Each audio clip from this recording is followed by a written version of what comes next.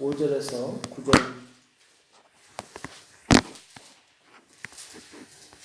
민수기 24장 5절에서 9절 민수기 24장 5절에서 9절 말씀 같이 한 목소리를 합독하도록 하겠습니다.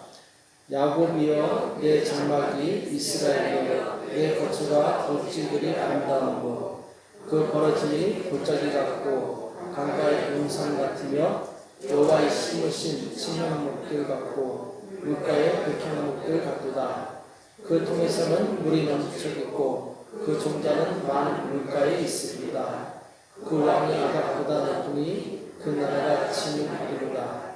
하나님이 그를 애굽에서 인도하여 내셨으니 그 힘이 그 수와 같도다. 그 적국을 삼키고 그의 뼈를 꺾으며 하사르스와 뼈뼈를 이루다. 끌어안고 누움이 수사자와 같고 검사자와도 같으니 일으킨 자 누구이랴. 너를 축복하는 자마다 복을 받을 것이요 너를 저주하는 자마다 저주를 받을지로다. 아멘. 하나님의 복을 받은 자라는 제목으로 말씀을 나누겠습니다.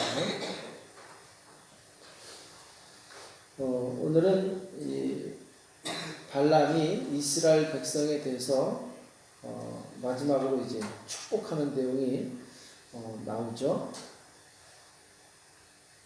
이 발락이라는 왕이 발람에게 이스라엘 백성을 저주하라고 불렀음에도 불구하고 이 발람은 계속해서 축복의 메시지를 전하게 됩니다. 그 중에 오늘 이제 절정이 오늘 말씀인데, 오늘 말씀을 읽어보면은 구절구절 이스라엘 백성에게 엄청난 소망이 되는 그런 이제 축복의 메시지죠. 그러니까 이스라엘, 여기 보면 야곱이여 내 장막이 이스라엘이여 내 거처가 어찌 그리 아름다운고, 야곱, 이스라엘, 다 이제 이 이스라엘을 표현하는 말인데 그 조상이 아브라함이죠. 아브라함의 후손인데 아브라함은 이제 하나님의 택하신 백성이고 또 오늘날 예수님을 믿어 구원받은 나를 상징하죠. 그러니까 하나님께서 아브라함에게 하신 축복, 오늘 마지막 부분에 보면은 많이 본 구절이죠. 구절에 보면은 너를 축복하는 자마다 복을 받을 것이요 너를 저주하는 자마다 저주를 받을지로다. 이것은 이제 이미 선조 아브라함에게 하나님께서 하신 말씀이죠. 창세기 12장 1절, 2절, 3절에 보면은 하나님께서 아브라함에게 너는 본토 친척 아비 집을 떠나 내가 지시할 땅으로 가라. 내가 너를 큰 민족을 이루고 복을 주어서 내 이름을 창대케 하리니 너는 복의 근원이 될 것이다. 이렇게 축복하면서 너를 축복하는 자에게는 내가 복을 내리고 너를 저주하는 자에게는 내가 저주하리니 땅의 모든 족속이 너를 인하여 복을 얻을 것입니다 하신지라. 그러니까 하나님께서 아브라함에게 하신 이 약속의 말씀은 하나도 변개되지 않고 그 후손에게 계속 이어져 내려오게 됩니다. 그래서 오늘 이스라엘 백성들에게 동일하게 그 말씀이 축복의 말씀이 적용되는데, 자, 이스라엘 백성은 이미 하나님께서 복을 내리신 민족이에요. 아브라함에게 이미 복을 주셨고 그 후손들에게 복을 주신 민족, 그러니까 이미 복을 받은 민족이라는 거죠. 근데 하나님의 말씀의 특성상 말씀이 먼저 선포되고 그 다음에 나중에 이제 말씀이 성취되는 그런 이제 구도로 되어 있습니다. 지금 말씀을, 이 축복의 말씀을 하고 있는데 이것은 지금 당장 이루어진 것이 아니라 1차적으로는 이제 가나안 땅에 들어가서 받을 축복, 그 다음에 나중에 메시아가 오실 그때의 축복까지 계속 이어져 있는 거죠. 사실 아브라함에게 너는 본토 친척 아비 집을 떠나 내가 지시할 땅으로 가라 하면서 내가 너를 큰 민족을 이루게 하겠다 이렇게 말씀하셨을 때 아브라함에게는 정작 아들이 하나도 없었어요. 훗날 이 약속이 이루어지게 되는데 아브라함은 이 약속의 말씀을 믿고 간 거죠. 그러니까 하나님께서 선포하신 말씀을 믿고 출발한 거예요. 그러니까 믿음이 먼저고 성취는 믿음을 갖고 있는 사람에게 곧 하나님의 때에 이루어지게 된다는 거죠. 아브라함이 출발할 때 75세였죠. 적지 않은 나이였죠. 하나님 말씀만 믿고 이 본토 친척 아비집을 떠난 거죠. 그리고 나서 첫 성취가 100세 때, 100세 되었어야 이제 이삭을 얻게 됐는데 무려 25년 지난 후에야 첫 아들을 갖게 됩니다.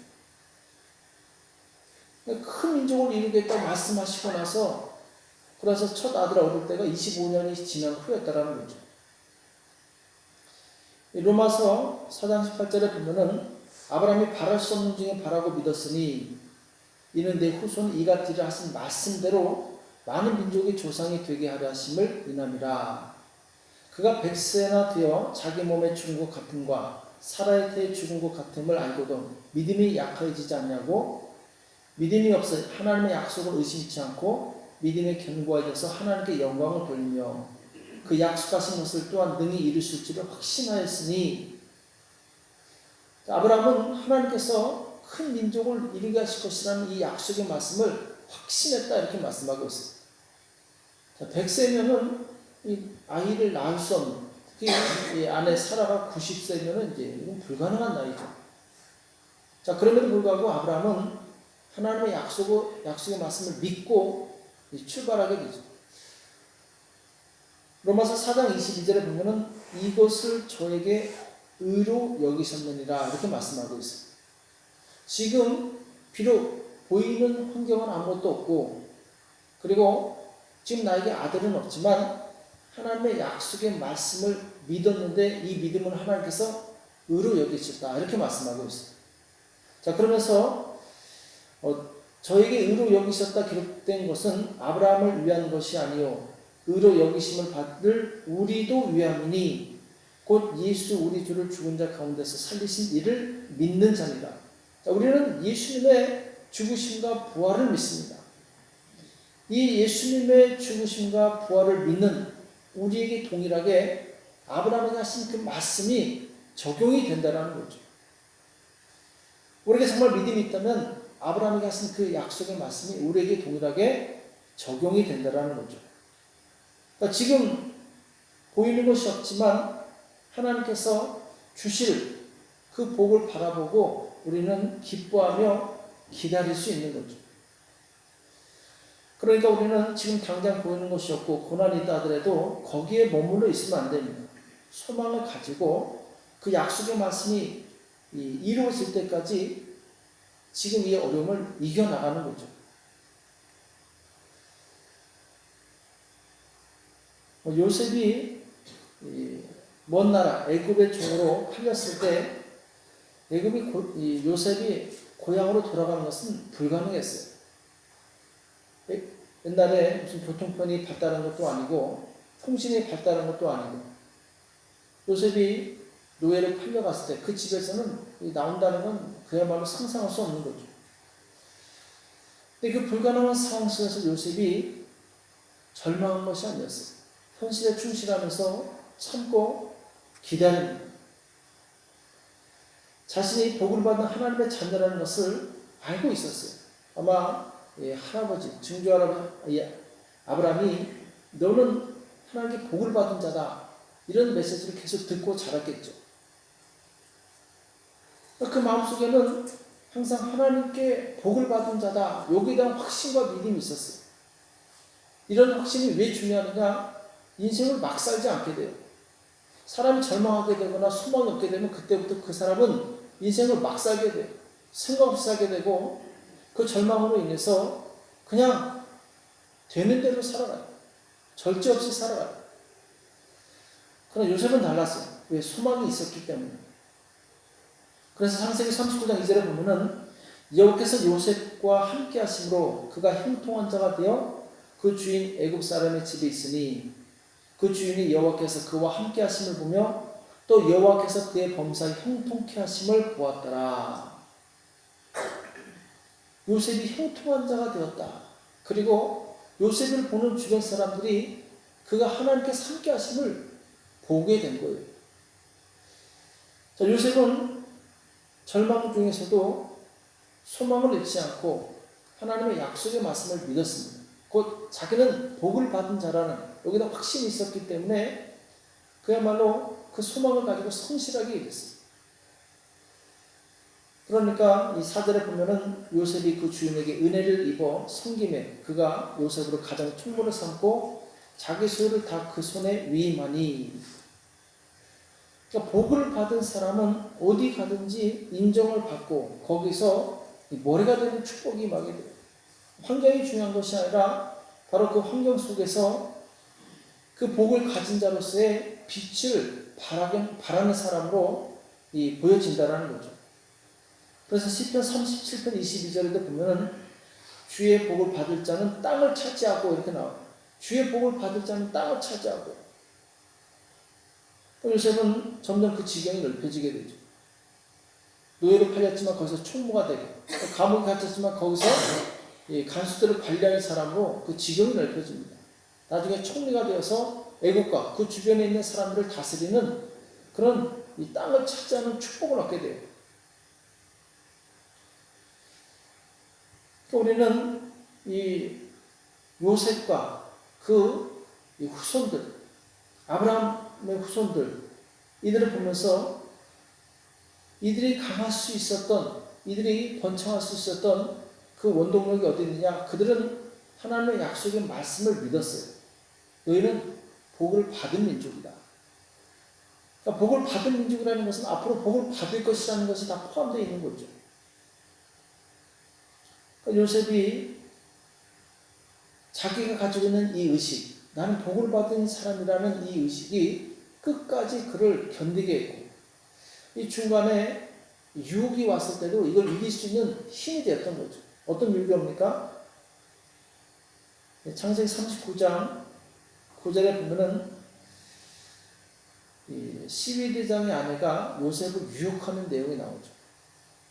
그때 요셉이 뭐라고 얘기하냐면은 이 집에는 나보다 큰 이가 없으며 주인이 아무것도 내게 금하지 아니했어도 금한 것은 당신뿐이니 당신은 자기 아내입니다.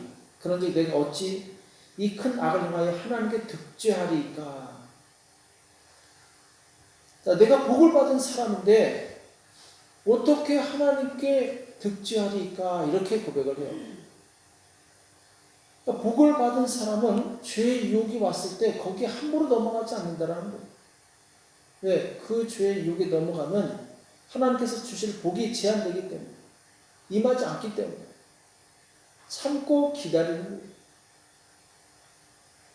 이미 복을 약속받았기 때문에 그 복이 임할 때까지 자기 자신을 지키겠다는 거죠. 우리도 여기에 대한 믿음이 필요합니다. 우리는 이미 복을 받은 사람이에요. 그럼 그 복이 임할 때까지 내 자신을 지키고 그리고 보살필 필요가 있어요. 하나님의 생각은 수천 년 전이나 지금이나 동일합니다. 아브라함에게 하신 그 약속의 말씀은 하나도 변화되지 않았어요. 똑같이 우리에게 적용된다는 거죠. 예레미야 29장 11절에 나 여호와가 말하노라 너희를 향한 나의 생각은 내가 하나니 재앙이 아니라 곧 평안이고 너희 장래에 소망을 주려는 생각이라. 자, 우리를 향한 하나님의 생각, 하나님의 백성을 향한 하나님의 생각은 한 번도 변한 적이 없다라는 거예요. 재앙이 아니라 평안이고 장래에 소망을 주려는 생각이라. 또 우리는 이 생각을 조심해야 돼요. 우리 생각을 지킬 수 있어요. 마귀가 가룟 유다에게 유혹할 때 생각 속에 예수님을 팔려는 그런 마음을 낸 거죠. 지키지 못했어요. 그러니까 생각을 지키지 못하면 우리는 무너지게 됩니다.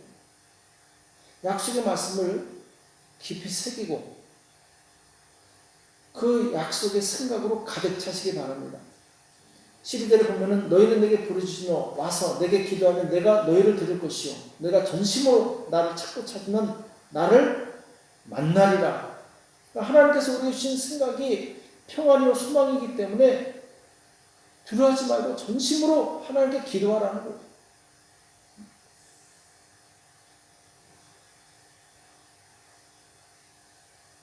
아니 약속을 주셨으면 그냥 주시면 안 됩니까? 기도해야 됩니까? 하나님께서는 그래도 기도하라고 말씀하고 있어요. 우리가 축복의 약속을 받았다 할지라도 그래도 기도해야 된다. 예레미야서 보면은 하나님께서 예레미야 선지자를 통해서 이스라엘 백성이 패역하고 죄를 지어서 이 바벨론의 포로로 잡혀갈 것을 예언하게 됩니다. 사람들이 절망하죠. 그 말씀을 들은 사람들, 진실한 믿음이 있는 사람, 하나님의 약속을 믿는 사람들은 두려워합니다. 그러나 하나님의 메시지는 항상 소망이 같이 있는 거예요. 그러나 내가 70년 만에 다시 고토로 돌아올 것이다. 소망의 메시지를 줍니다. 그러면서 하나님께서 뭐라고 말씀하시냐면은 이 약속의 말씀이 이루어질 것이지만 이 약속의 말씀이 이루어지도록 너희는 기도해야 될지니라 이렇게 말씀하세요. 그러니까 하나님께서 70년을 다시 회복시키시겠다라는 약속을 주셨다 할지라도 그 약속이 이루어지도록 계속 우리는 기도해야 된다는 거예요. 기도함으로 인해서 우리는 하나님의 약속을 기억하고 기대하고 하나님을 소망하게 되는 거예요. 기도하지 않으면 다 까먹어 버리죠. 언제 그런 말씀 하셨나? 그래서 그때까지 그 말씀이 이루어질 때까지 우리는 소망을 갖고 이 세상을 살아가는 거예요. 우리가 잘 아는 이스라엘 역사의 가장 위대한 왕, 하나님의 마음 합한 왕, 가장 큰 권세와 능력을 자랑했던 왕이 있죠. 다윗 왕이죠.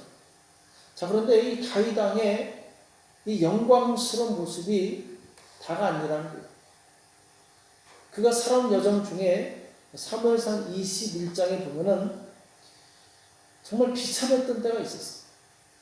이렇게까지 낮아질 수 있는가 할 정도로 비참해졌을 때가 있었어요. 사울에게 쫓겨서 이 블레셋 진영이 이제 아기스라는 곳으로 도망을 가게 돼요. 국경을 통과하게 됐죠. 그래서 이제 아기스 왕에게 가서 나 좀 여기 좀 있게 해달라, 피신 좀 하겠다고 했을 때 아기스 왕은 그래라 했는데 신하들이 문제였어요. 신하들이 뭐라고 얘기하면 아니 왕이시여 이 사람이 누굽니까? 사울이 죽인 자는 천천히요 다윗이 죽인 자는 만만이라. 아니 이런 위험한 인물을 적국의 위험한 인물을 이렇게 데리고 있어도 되겠습니까? 아기스 왕이 그런가 하고 이제 죽을 위기가 있었어요. 자, 12절에 보면 다윗이 이 말을 그 마음에 두고 가드왕 아기스를 심히 두루하여 그들의 앞에서 그 행동을 변하여 미친 체하고 대문짝에 그적거리며 침을 수염에 흘리며. 자, 지금 다윗은 살기 위해서 자, 지금 적국에 들어갔잖아요. 살려주자 했더니 지금 대세가 다윗을 죽이자는 쪽으로 가고 있어요. 이거 할 수 있는 유일한 방법은 뭡니까? 미친 척 하는 거예요. 대문짝을 그적거리면서 침을 질질 흘리고 참 연기도 굉장히 잘했던 것 같아요. 진짜 미친 사람처럼 보였던 것 같아요.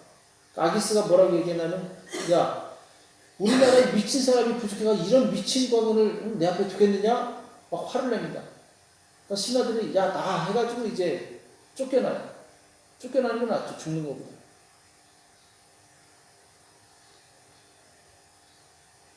다윗의 그 화려한 영광 뒤에는 말할 수 없는 고통이 있었어요.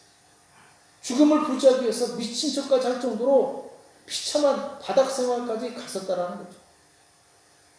그러나 하나님께서는 그를 그냥 두지 않았어요. 왜? 다윗이 이미 복을 받은 사람이기 때문에 복을 받은 사람이기 때문에 그런 모든 과정들을 통과해서 마침내 왕으로 세워주시는 것을 보게 됩니다. 우리가 예수 믿자마자 바로 천국에 가는 것이 아닙니다.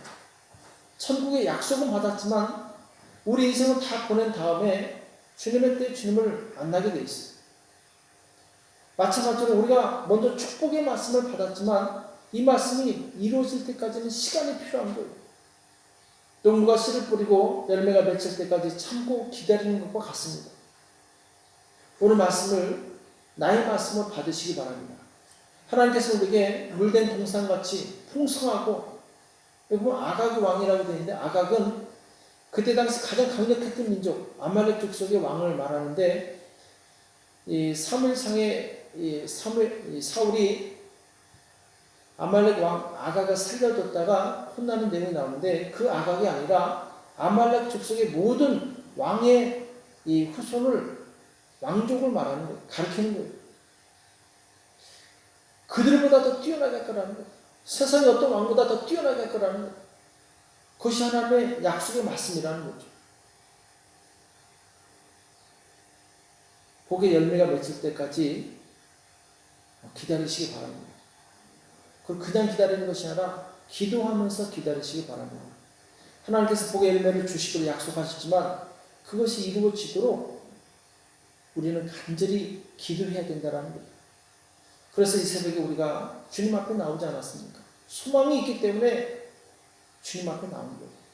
우리 이미 복을 받은 사람이기 때문에 이 복을 받은 사람으로서 하나님께서 마침내 하나님의 때 우리를 세워주실 것을 믿고 이 새벽에 나온 것이죠.